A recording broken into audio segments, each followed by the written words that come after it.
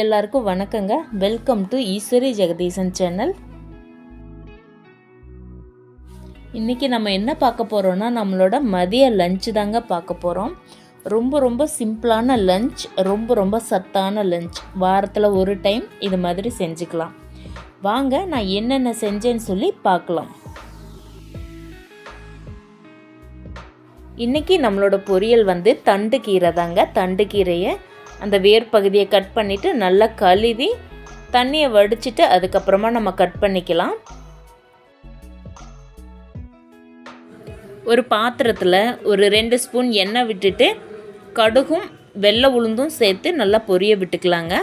பொரிஞ்சதுக்கப்புறமா 2 வரமிளகா, 2 குட்டி பச்சை மிளகா, ஒரு பெரிய வெங்காயம் இதெல்லாம் சேர்த்து நல்லா வதக்கிக்கலாங்க. வெங்காயம் மிளகா வதங்கினதுக்கப்புறமா நம்ம கழுவி கட் பண்ணி எடுத்து வச்சுருக்கிற கீரையை இது கூட சேர்த்து வதக்கிக்கலாங்க. கீரையை போட்டு நல்லா வதக்கினதுக்கப்புறமா உப்பு சேர்த்துக்கலாங்க. ஏன்னா நம்ம ஃபஸ்ட் எடுத்தோடனே உப்பு போட்டோம்னா கீரை நிறையா இருக்கிற மாதிரி இருக்கும். அந்த அளவுக்கு நம்ம உப்பு போட்டுருவோம்.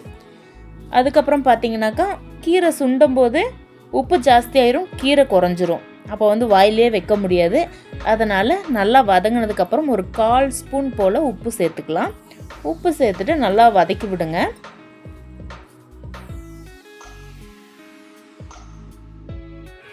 கீரை வேகிறதுக்கு ஒரு 1/2 டம்ளர் போல் தண்ணி சேர்த்துக்கிறேங்க. நம்ம விட்டு இருக்க தண்ணியிலேயே தண்டும் கீரையும் வெந்துருங்க. தண்ணி ட்ரை ஆனதுக்கப்புறமா நம்ம சிரவி வச்சுருக்க தேங்காவை இது கூட சேர்த்து நல்லா மிக்ஸ் பண்ணி விட்டுறலாங்க. அவ்வளோதான், நம்மளோட தண்டு பொரியல் ரெடி ஆகிடுச்சு. கொத்தமல்லி சட்னி எப்படி செய்கிறேன்னு பார்க்கலாம் வாங்க. கொத்தமல்லியை நல்லா கழுவி வேர் பகுதியை கட் பண்ணிவிட்டு தண்ணியை வடிச்சிட்டு தாங்க வச்சுருக்கேன். இதுக்கப்புறமா கொத்தமல்லியை கட் பண்ணி எடுத்துக்கலாம்.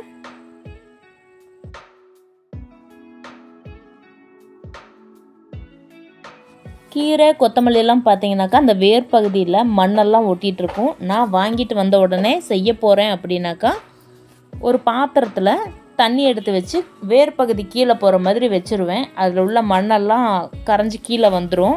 அதுக்கப்புறம் அலசி எடுத்து வைக்கிறதுக்கு எனக்கு ரொம்ப ஈஸியாக இருக்கும். உங்களுக்கு இந்த டிப்ஸ் பிடிச்சிருந்துச்சின்னா இதை நீங்களும் ஃபாலோ பண்ணுங்கள். கட் பண்ண கொத்தமல்லி எடுத்து ஓரமாக வச்சுட்டு இப்போ வதக்கிறதுக்கு தேவையான பொருள் என்னென்னு பார்த்துடலாங்க. ஒரு பேனில் 4 ஸ்பூன் எண்ணெய் விட்டு ஒரு கைப்பிடி அளவுக்கு வெள்ளை உளுந்து சேர்த்து லைட்டாக வறுத்து எடுத்துக்கலாங்க. அது கூடவே 4 வரமிளகா, 2 குட்டி பச்சை மிளகா, ஒரு 1/4 மூடி தேங்காய் சேர்த்து அதையும் வறுத்துக்கலாம். இது வதங்கினதும் இது கூடவே கொஞ்சமாக புளி சேர்த்துக்கலாங்க. புளி சேர்த்ததுக்கப்புறமா நம்ம கட் பண்ணி எடுத்து வச்சுருக்கிற கொத்தமல்லியை இது கூட சேர்த்து நல்லா வதக்க ஆரம்பிச்சுக்கலாம். நான் எப்போவுமே கொத்தமல்லி சட்னிக்கு வணக்கும் போது இப்படி தாங்க வணக்குவேன். எல்லாத்தையும் ஒட்டுக்கா சேர்த்து தான் வணக்குவேன். ஏன்னா எனக்கு இதுதான் ரொம்ப ஈஸியாக இருக்கிற மாதிரி இருக்குது. உங்களுக்கு வேணும்னாக்கா கொத்தமல்லி தனியாக ஃபஸ்ட்டு வதக்கி எடுத்து வச்சுட்டு அதுக்கப்புறமா மற்ற ஐட்டங்களை போட்டு வதக்கி கூட எடுத்துக்கலாம். இப்போது இதுக்கு தேவையான அளவு உப்பு சேர்த்துக்கலாங்க. அவ்வளோதான், நம்ம வதக்குனது போதும். மிக்சியில் கொஞ்சம் ஆறுனதுக்கப்புறமா மிக்சியில் போட்டு அரைச்சி எடுத்துக்கலாம். சட்னி ரெடியானதும் லைட்டாக ஒரு தாளிப்பு தாளிச்சிக்கலாங்க.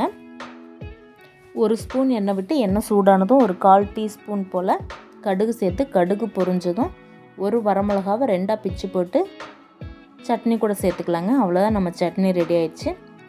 நம்மளோட லஞ்சும் ரெடி ஆயிடுச்சுங்க. வாங்க சாப்பிடலாம். ஒயிட் ரைஸ், தண்டு பொரியல், கொத்தமல்லி சட்னி, அப்பளம், இவ்வளோ தாங்க நம்ம மதிய லஞ்ச். உங்களுக்கு இந்த வீடியோ பிடிச்சிருக்குன்னு நினைக்கிறேன். பிடிச்சிருந்துச்சுன்னா லைக் பண்ணுங்கள், சப்ஸ்கிரைப் பண்ணுங்கள், கூடவே பெல் ஐக்கானையும் கிளிக் பண்ணுங்கள், கமெண்ட் பண்ணுங்கள். தேங்க்யூ.